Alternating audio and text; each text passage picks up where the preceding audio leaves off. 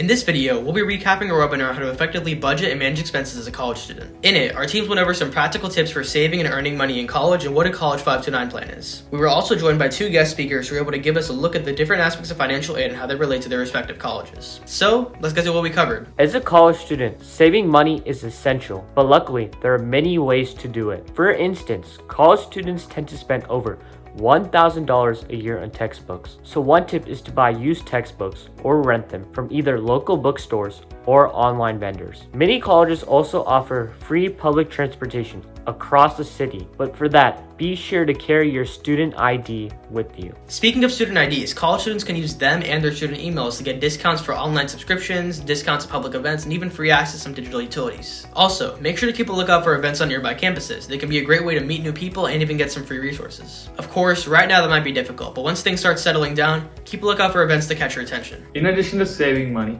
making money is also very important as a college student to pay off student loan debt and for everyday needs. Some ways to do this include getting an on-campus job at a nearby store or at your school, going into research through a professor for more experience in your field of interest, or becoming a resident advisor if you want to go out of your comfort zone and lead your peers. You could also get an internship at an outside company for some on-the-job experience. They're not only a great way to build your resume, but they're also a great way to get some money on the side. Another job you could take up is being a tutor for a subject you're passionate about and quite acquainted with. This could help you gain some leadership experience and also get compensation. Of course, these aren't the only ways you can make money. The possibilities are truly endless. Now, for the parents out there, you're probably focusing more on how to pay for your child's education. And don't worry, we've got that covered too. The most common college education plan is the College 529 plan. This plan is basically a college savings account specifically for your child's education. These plans can vary from state to state, and it is important to note that you do not have to use the plan specific to your state.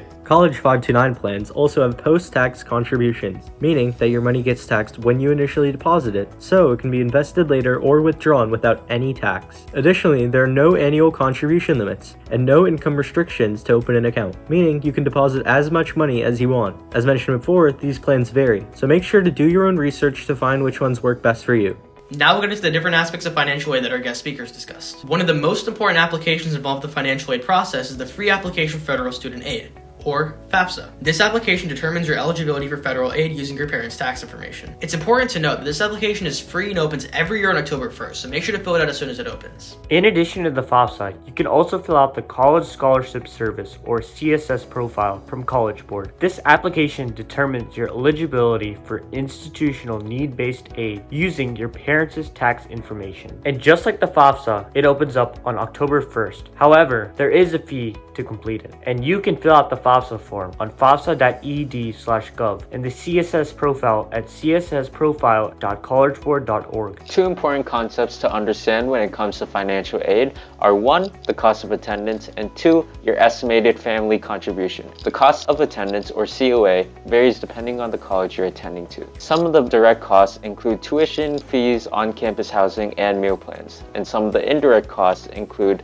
books, supplies, travel costs, personal expenses, and insurance. The second component of financial aid is the estimated family contribution, or EFC. This amount is determined by the information you enter in the FAFSA or CSS profile, and it is sent out to the colleges of your choice. While your EFC may be the same regardless of the college you attend, different colleges may offer different types of aid based on your EFC. Subtracting your EFC from the COA gives you the financial need for that specific college. When it comes to meeting that financial need, there are two main categories of financial aid: need-based and merit-based. Need-based aid is calculated from your FAFSA or CSS profile, and it can be provided by the government or your college. Merit-based aid, on the other hand, is based on your skills as a student, and that can be in anything from athletics to academics. Merit-based aid generally comes from the college you're applying to, but it can also come from foundations or scholarship organizations. Speaking of scholarships, financial aid comes in many different forms.